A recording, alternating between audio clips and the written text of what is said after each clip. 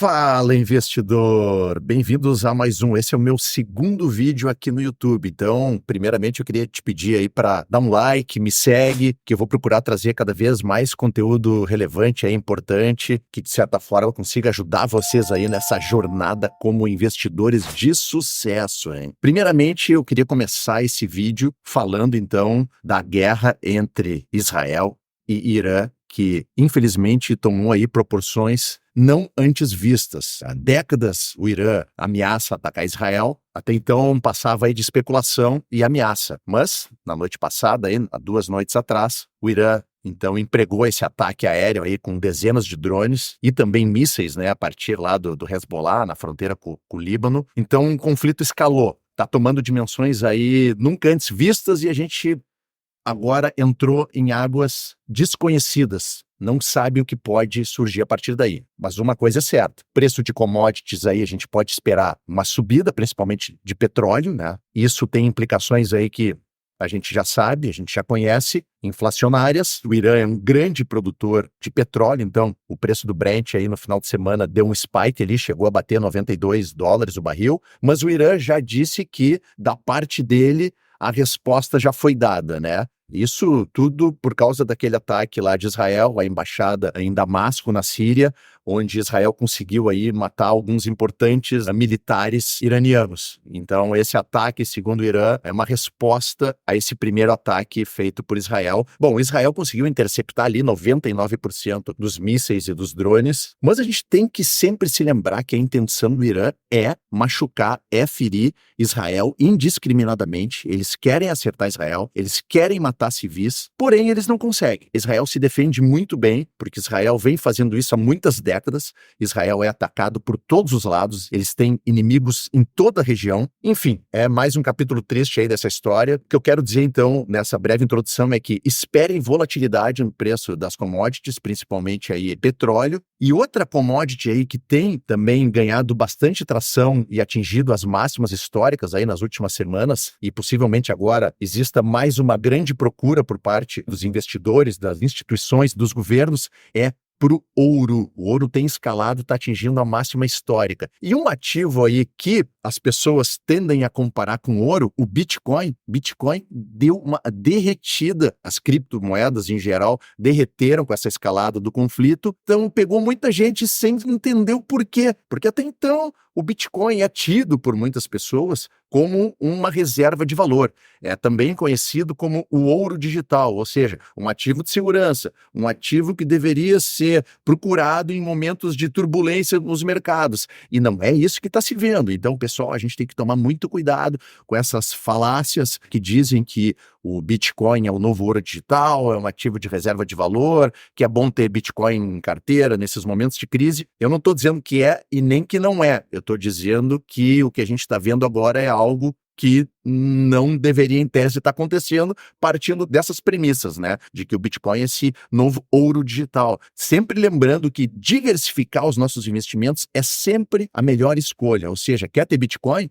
Sem problema. Sempre respeitando o teu perfil de risco. Levando em conta, então, essa tal diversificação, nesses momentos de turbulência, a preferência sempre é por hard assets, ativos reais, ativos tangíveis, e o ouro é um deles. Eu não estou dizendo para ninguém ter Bitcoin ou ter ativos de risco nas suas carteiras. Pelo contrário, eu sempre defendo muito isso, que todo perfil de investidor deveria, independente de ser conservador, moderado ou sofisticado, ter uma diversificação e, dentro dessa diversificação de investimentos, de classes de ativos, uma parte alocada em ativos de risco. E aí, a gente pode incluir as criptomoedas, renda variável, né? Qualquer coisa que ofereça mais risco, mas em contrapartida também nos possibilite capturar uma maior rentabilidade. Quando a gente vai estabelecer, então, a melhor alocação do nosso capital dentro de um portfólio de investimentos, primeiramente, quando a gente abre uma conta numa corretora ou no banco, primeira coisa que a instituição faz é detectar o nosso perfil de investidor através lá do questionário chamado perfil de investidor,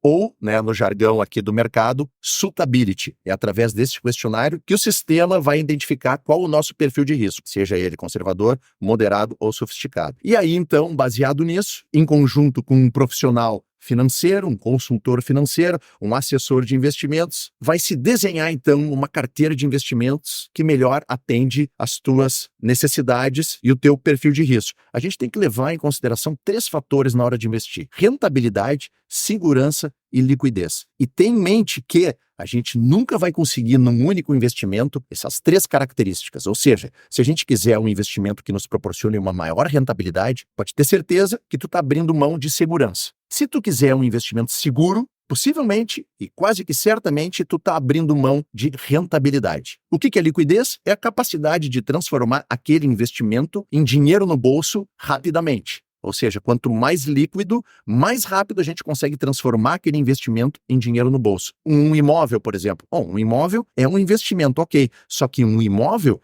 ele é um ativo de baixa liquidez. Se tu precisar transformar um imóvel em dinheiro devido a uma oportunidade que surgiu ou devido a uma emergência e tu precisar vender aquele imóvel, possivelmente tu não vai conseguir vender aquele imóvel de forma rápida. Vai levar aí semanas, meses, talvez até mais de 1 ano, 2. Então é um ativo de baixa liquidez. Não quer dizer que a gente precisa investir todo o nosso dinheiro em ativos de alta liquidez. A gente precisa escalonar os nossos investimentos em diferentes janelas de liquidez. A gente tem que ter uma parte alocada para uma liquidez entre 0, ou seja, liquidez diária, e 6 meses, uma parte do nosso capital em liquidez entre 6 meses e 1, 2 anos, e uma parte em liquidez acima de 2 anos. Isso tudo é um exemplo que eu estou dizendo aqui. Por quê? Quanto mais tempo a gente deixar o nosso dinheiro alocado, maior a rentabilidade oferecida por aquele investimento. Se a gente colocar o nosso dinheiro num CDB de liquidez diária, a rentabilidade não vai ser tão boa quanto a gente colocar o nosso dinheiro num CDB de prazo de 5 anos, por exemplo, ou um CRI, ou um CRA, ou numa debênture com prazo mais longo ainda.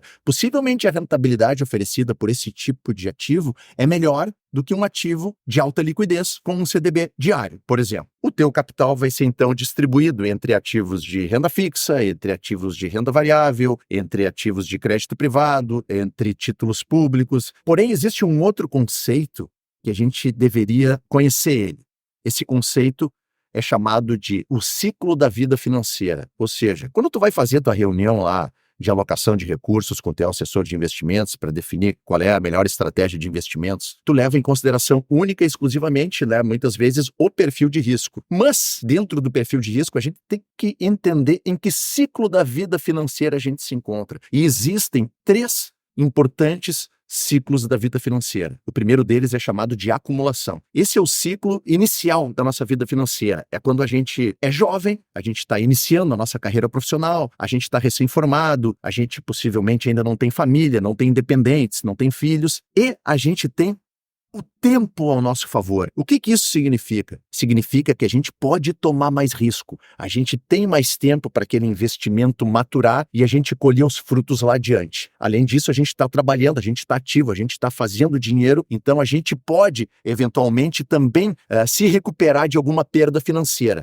Justamente porque a gente tem todo esse tempo ao nosso favor. Então, nessa primeira fase, a regra é: tome mais risco. A segunda grande fase e importante do ciclo da vida financeira é chamada de manutenção. Bom, nessa fase a gente já está ali nos nossos 35, 40, 45 anos, 50 anos, a gente já está mais estabelecido aí financeiramente, a gente já está bem maduro no nosso trabalho, na nossa carreira, a gente já tem uma família, possivelmente com filhos, pessoas que dependem da gente. Então, nessa fase, a gente tem que começar a preservar aquele capital que a gente acumulou na primeira fase de acumulação. Então, aqui, a gente já não pode mais tomar tanto risco. Por quê? Porque a gente já não tem tanto tempo a nosso favor. Ou seja, se a gente tomar uma perda muito grande, a gente já não tem muito tempo para nos recuperar e a gente tem já pessoas que dependem de nós para sobreviver. E a terceira e última fase, ela é chamada de sucessão, que é a fase ali pelos 60, 65, 70 anos, uma fase onde a gente talvez não esteja mais trabalhando, a gente